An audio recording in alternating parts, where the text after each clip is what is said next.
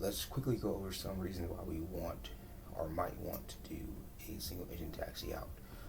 One, it's a very long taxi, maybe JFK, Los Angeles, or we have a lot of traffic and we're stuck in the queue, or we know we're going to be stuck in the queue even though we're still at the gate, but we don't want to keep waiting at the gate and get further and further behind in the queue, or even get stuck at our gate because there's aircraft that are already pushed back behind us, and now they're blocking us, so we can't push back until they move. And that would be somewhere like Atlanta, or maybe it's we're on the VATSIM network and it's F&O somewhere, and you're flying out of that airport, or you're gonna be in that area somewhere. So that's some reason we might want to do a single engine taxi out. Now, some reasons we might not want to do a single engine taxi out or even in is the weather. It could be icy conditions, it could be sleet, snow, freezing rain. The taxiways and the apron are contaminated. You have a very short taxi.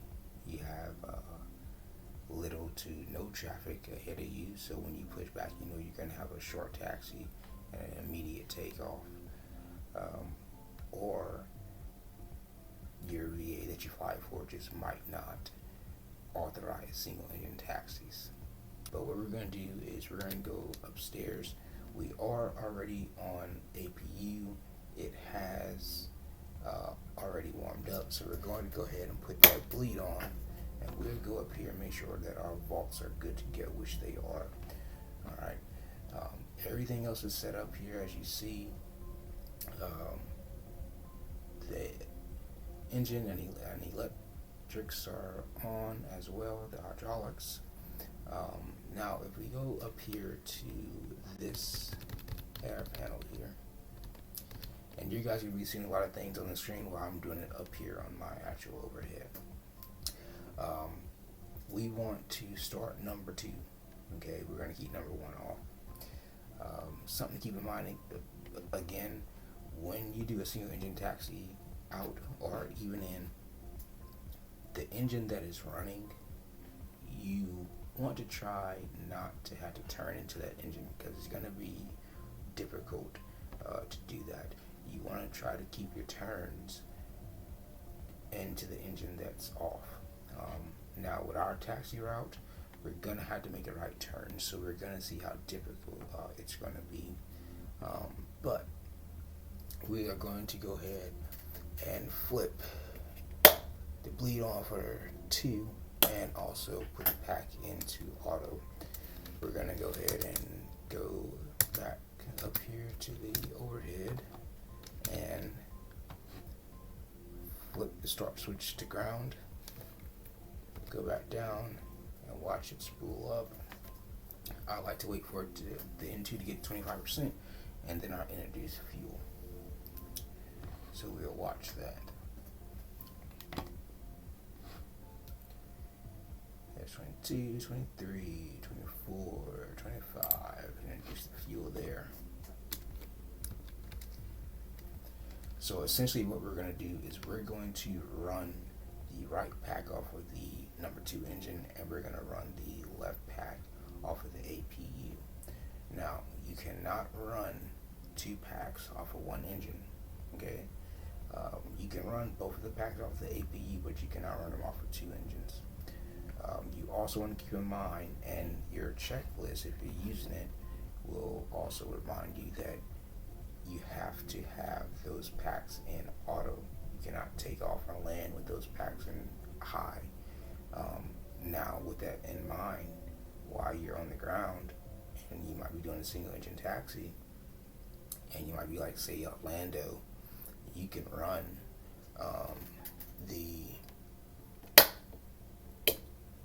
both of the packs in high, but before you take off, you need to put them back into auto. Now, what I just did was I put the left pack into auto, and I turned the number 1 bleed on. if you see the dual bleed light is not on, to get rid of that, all you gotta do is turn that number one bleed off.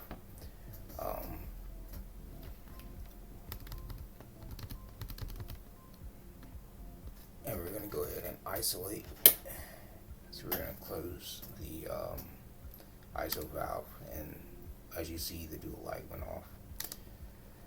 So that right there, that's all you gotta do.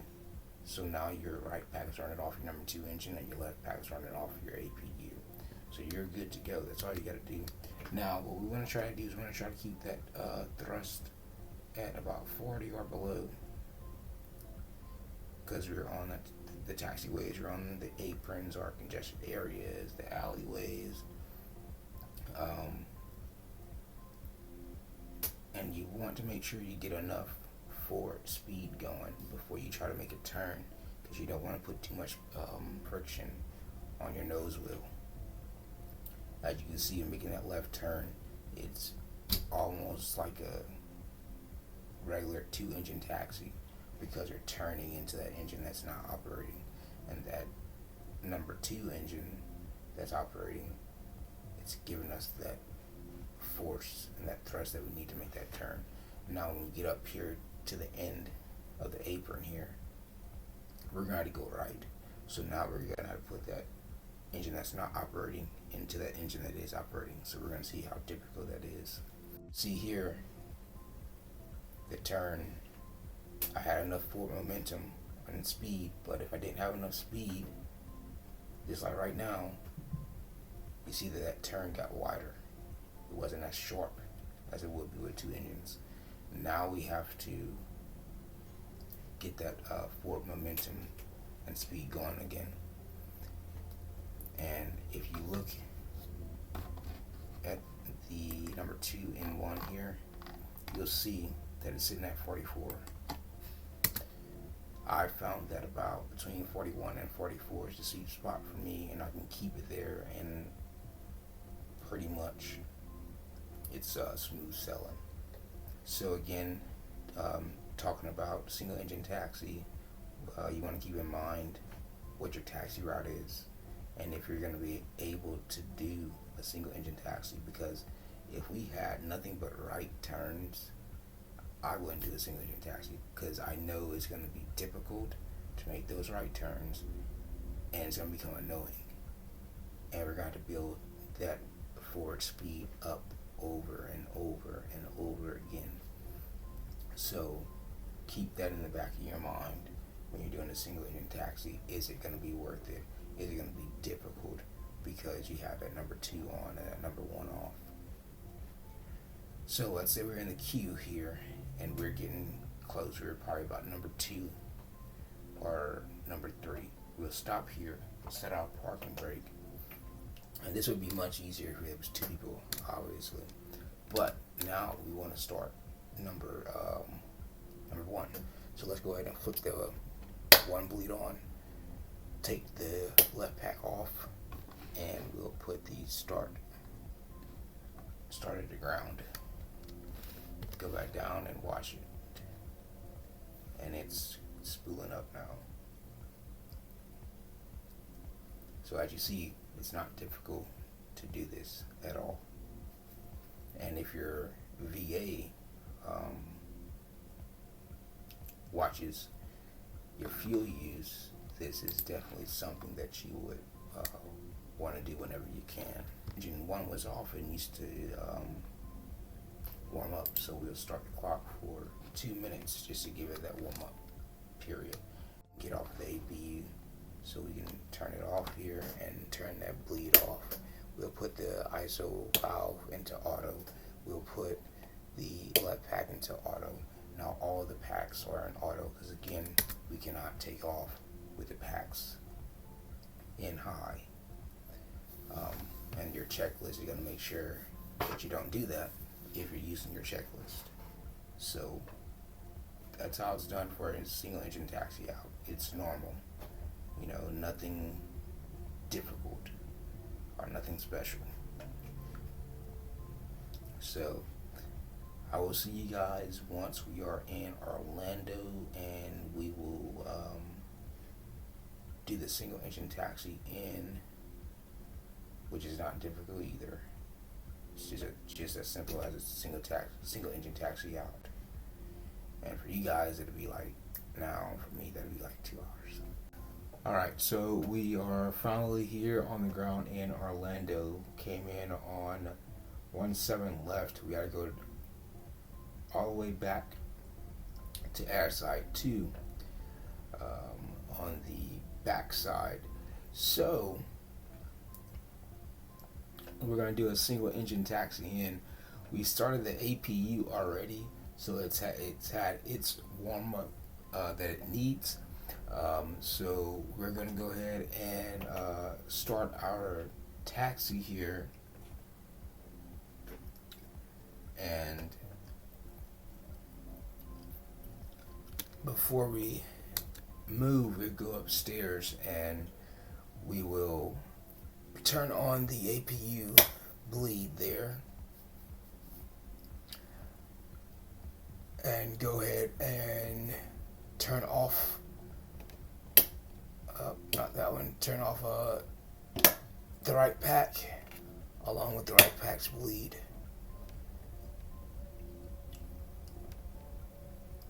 and go ahead and open the ISO valve, and we'll go ahead and turn off engine 2, and we'll have engine 1 going. So we'll go ahead and run both packs in high since we are in Orlando, and we're going to turn off the bleed on number 1 as well. So both packs are now running off of the APU, which, as we discussed earlier, that is fine to do. You can run both packs off of the APU. You just cannot run both packs off of one engine. Once you're ready to shut everything down, it's the normal process. Nothing special. So I'm not gonna make you guys sit through this long taxi you gotta do. But as you guys see, it's simple to do a single engine taxi in or a single engine taxi out. So get in your sims, try it out. I don't think you guys are gonna have any problems trying to do this. Alright, just a couple of things while we're cruising along here to the gate. One main thing to know about if you're going to do a single engine taxi in, once you shut one of those engines down, if you have cars tracking your flight, it's going to think that you are stopped and you're parked at the gate. So if you plan on doing a single engine taxi in or out, you probably just want to go ahead and do a manual file your pirate manually on the website, so it doesn't get confused on the program itself and think that you're parked at the gate, when in reality you're still taxiing to the gate. You're just doing a single engine taxi. So if you do that, just be mindful of what your times are, so you can file those times on the website when you file your pirate. Other than that, guys, that's it. Like I said, something simple. I hope you guys enjoyed it. If you have any ideas, please let us know either in the comments or let us know on the Discord, or what you guys want to see.